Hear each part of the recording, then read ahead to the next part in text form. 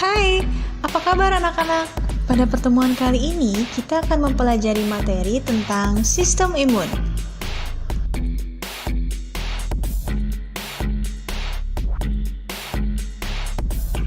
Sistem imun merupakan suatu sistem dalam tubuh yang bekerja mempertahankan tubuh kita dari serangan suatu bibit penyakit. Sistem imun yang ada di dalam tubuh itu berfungsi sebagai penangkal benda asing yang masuk ke dalam tubuh, keseimbangan fungsi tubuh dalam menjaga komponen tubuh yang telah tua, sebagai pendeteksi adanya sel-sel abnormal serta menghancurkannya, memperbaiki jaringan tubuh yang rusak, dan menetralisir zat-zat berbahaya yang ada di dalam tubuh. Di dalam tubuh kita ternyata terdapat bermacam-macam pertahanan tubuh. Di antaranya adalah pertahanan tubuh alami dan pertahanan tubuh oleh sel darah putih. Pertahanan tubuh alami meliputi pertahanan fisik, yaitu ada kulit, air mata, dan mukus. Lalu pertahanan mekanik, yaitu rambut hidung. Pertahanan kimia, yaitu air mata, mukus, saliva, dan keringat, serta pertahanan biologis. Yang kedua adalah pertahanan tubuh oleh sel darah putih. Sel darah putih berfungsi sebagai pertahanan tubuh terhadap patogen. Terdapat 5 jenis sel darah putih yang semuanya berasal dari pembelahan sel-sel yang terdapat di sumsum tulang. Sel darah putih tersebut adalah neutrofil, eosinofil, basofil, monosit, dan limfosit. Jadi, dapat disimpulkan untuk mekanisme inflamasi yaitu yang pertama, jaringan mengalami luka, kemudian mengeluarkan tanda berupa senyawa kimia yaitu histamin dan senyawa kimia lainnya. Lalu yang kedua, terjadi pelebaran pembuluh darah atau yang disebut juga dengan vasodilitasi yang menyebabkan tekanan darah meningkat, menaikkan permeabilitas pembuluh darah. Selanjutnya, terjadi perpindahan sel-sel fagosit. Dan yang ketiga, terjadi fagositosis oleh makrofag dan neutrofil. Jaringan yang luka pun mulai sembuh. Selanjutnya yang akan kita bahas adalah inflamasi. Rasa nyeri dan pembengkakan yang menyadarkan kita bahwa ada serpihan kayu di bawah kulit merupakan hasil dari respon peradangan atau yang disebut juga dengan inflammatory response, yaitu perubahan-perubahan yang disebabkan oleh molekul-molekul pesinyal yang dilepaskan saat terjadi luka atau infeksi. Salah satu molekul pesinyal peradangan yang penting adalah histamin yang disimpan dalam sel tiang, yaitu sel-sel jaringan ikat yang menyimpan zat-zat kimia dalam granula-granula untuk sekresi. Bagaimanakah mekanisme inflamasi dalam tubuh? Simak video berikut ya. Kita semua pasti pernah mengalami yang namanya luka. Tapi, apakah kalian penasaran bagaimana luka bisa sembuh dengan cepat? Anggap saja kalian sedang mengatur beberapa berkas berupa kertas dan ups, tiba-tiba tangan kalian tersayat. Bagaimana cara tubuh kita mengatasi begitu banyak bakteri di sekitar kita yang bisa saja masuk melalui luka tersebut?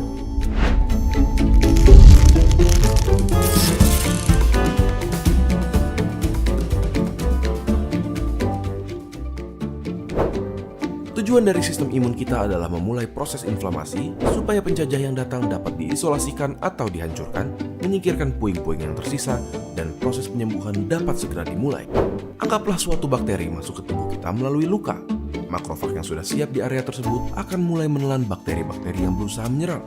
Hampir secara langsung, sekelompok sel bernama mast cells atau sel mast yang mirip dengan basofil mengeluarkan zat kimia bernama histamin. Zat ini memicu dilatasi pembuluh darah di area tersebut sehingga jumlah darah yang menuju area itu akan meningkat. Yang berarti jumlah sel darah putih yang datang ke lokasi pun meningkat. Histamin juga mempunyai efek meningkatkan permeabilitas kapiler, yang berarti pori kapiler tersebut akan melebar dan sel darah putih lainnya dapat keluar dari pembuluh dengan lebih mudah, membantu teman seperjuangannya yang sudah bertarung terlebih dahulu. Selain itu, akan terjadi reaksi yang bernama pembengkakan. Secara medis dikenal dengan nama edema, dan biasanya disebabkan oleh gradasi tekanan yang ada di antara kapiler yang tekanannya lebih tinggi karena dilatasi dan lokasi luka atau cairan interstisial yang mempunyai tekanan lebih rendah. Karena ini, cairan dari kapiler akan bocor ke tempat di mana tekanan lebih rendah dan menyebabkan bengkak di daerah tersebut. Sel-sel yang dibutuhkan untuk bertarung melawan penjajah sudah siap.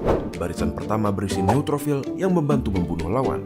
Sel lainnya termasuk monosit yang berubah menjadi makrofag dalam 8 sampai dengan 12 jam.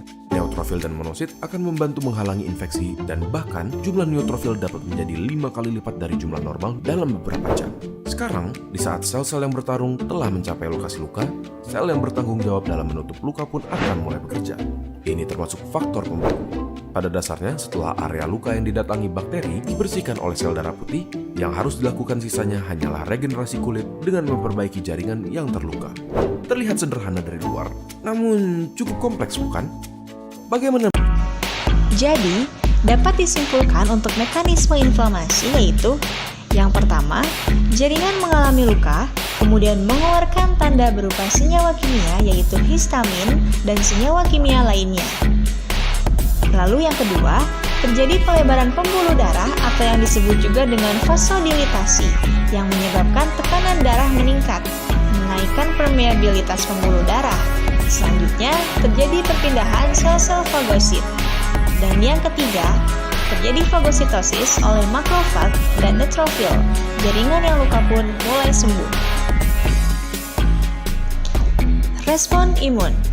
Respon imun adalah suatu cara yang dilakukan tubuh untuk memberi respon terhadap masuknya patogen atau antigen tertentu ke dalam tubuh. Respon tersebut meliputi produksi sel-sel atau zat kimia yang berfungsi untuk mempertahankan tubuh melawan patogen. Respon imun dibedakan menjadi respon imun non-spesifik dan respon imun spesifik. Yang pertama, sistem pertahanan tubuh non-spesifik. Sistem pertahanan tubuh ini tidak membedakan mikroorganisme patogen satu dengan yang lainnya.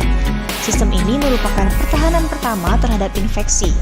Sistem pertahanan tubuh non-spesifik terbagi atas dua jenis, yaitu eksternal dan internal. Sistem pertahanan tubuh non-spesifik eksternal meliputi jaringan epitel, mukosa, dan sekresi jaringan tersebut. Sementara itu, sistem pertahanan non-spesifik internal meliputi pertahanan tubuh yang dipicu oleh sinyal kimia dan menggunakan protein antimikroba serta sel fagosit. Yang kedua, sistem pertahanan tubuh spesifik. Sistem pertahanan tubuh ini bekerja hanya jika patogen tertentu memasuki tubuh dan telah melewati sistem pertahanan tubuh non-spesifik internal. Pertahanan tubuh spesifik ini dipicu oleh antigen, zat asing yang menjadi bagian permukaan virus, bakteri, atau patogen lainnya. Semua jenis zat asing yang memicu sistem kekebalan tubuh disebut antigen. Antigen dapat berupa karbohidrat, lemak, atau protein. Sistem kekebalan tubuh memiliki kemampuan untuk mengenali dan menghancurkan patogen dan zat asing tertentu. Sistem kekebalan tubuh bereaksi terhadap antigen tertentu dengan mengaktifkan sel limfosit dan memproduksi protein khusus yang disebut antibodi. Sistem kekebalan tubuh mampu mengingat antigen yang pernah menyerang dan telah mempersiapkan diri lebih baik dan efektif jika patogen tersebut menyerang kembali. Hal ini menjelaskan mengapa jika kita telah terkena penyakit cacar sewaktu kecil, kita tidak akan terkena lagi di kemudian hari. Struktur sistem kekebalan tubuh. Sistem kekebalan tubuh pada organisme tingkat tinggi, terutama burung dan mamalia, bertumpu pada sel-sel darah putih atau leukosit. Leukosit ini dibentuk di dalam sumsum tulang oleh sebuah jaringan meristematik yang disebut stem cell. 1. Limfosit B. Limfosit B terbentuk dan dimatangkan dalam sumsum tulang. Limfosit B ini berfungsi menyekresikan antibodi ke dalam cairan tubuh dan sel limfosit B memori berfungsi menyimpan informasi antigen. Informasi ini disimpan dalam bentuk DNA yang dapat memproduksi antibodi yang cocok dengan antigen. 2. Limfosit T. Limfosit T dimatangkan di kelenjar timus. Di kelenjar timus, limfosit T juga berdiferensiasi menjadi sel T sitotoksik, sel T penolong, sel T supresor, dan sel T memori. Baik limfosit B dan limfosit T akan masuk ke dalam sistem peredaran limfatik atau getah bening. Sel limfosit banyak terdapat pada sistem peredaran darah limfatik, sumsum tulang, kelenjar timus, kelenjar limfa, amandel, darah, dan sistem pencernaan. Yang ketiga, antibodi. Limfosit B membentuk sistem kekebalan di dalam cairan tubuh, sehingga efektif dalam mengatasi infeksi oleh bakteri dan virus yang bersifat ekstraseluler. Sel limfosit B dapat membentuk struktur protein khusus yang disebut imunoglobulin atau disebut juga antibodi. Antibodi pada dasarnya adalah protein yang sangat spesifik yang terbentuk sebagai respon dari kehadiran antigen. Selanjutnya adalah kelainan sistem kekebalan tubuh. Sistem kekebalan tubuh dapat tidak berfungsi jika sistem ini bereaksi dengan molekul asing dengan berlebihan. Beberapa contoh diantaranya adalah alergi, autoimunitas, dan virus COVID-19. 1. Alergi. Reaksi alergi juga disebut anafilaksis atau sensitivitas berlebihan terhadap suatu hal. Kita mungkin pernah merasakan hal ini. Sebagian orang alergi terhadap bulu, debu, makanan laut, gigitan serangga, polen atau serbuk sari, dan lain sebagainya. Bentuk reaksinya bisa bermacam-macam, dari mulai bersin, gatal-gatal, pusing, muntah, dan diare, bahkan hingga kesulitan bernapas dan kematian. Lalu yang kedua adalah autoimunitas. Autoimunitas merupakan suatu keadaan sistem kekebalan tubuh membentuk antibodi untuk menyerang sel tubuh yang lain, memperlakukannya seolah-olah bukan bagian dari tubuh.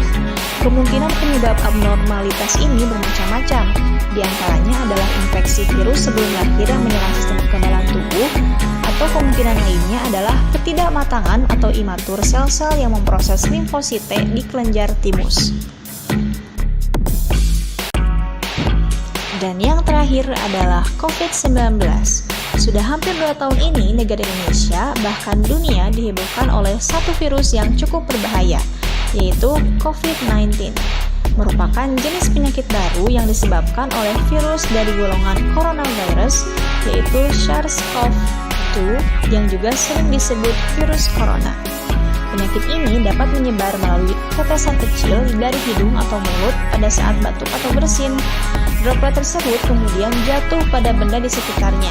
Kemudian, jika ada orang lain menyentuh benda yang sudah terkontaminasi dengan droplet tersebut atau tetesan kecil tadi, lalu orang itu menyentuh mata, hidung, atau mulut, maka orang itu dapat terinfeksi COVID-19. Atau bisa juga seseorang terinfeksi COVID-19 ketika tanpa sengaja menghirup droplet dari penderita. Inilah sebabnya mengapa kita penting untuk menjaga jarak hingga kurang lebih 1 meter dari orang yang sakit.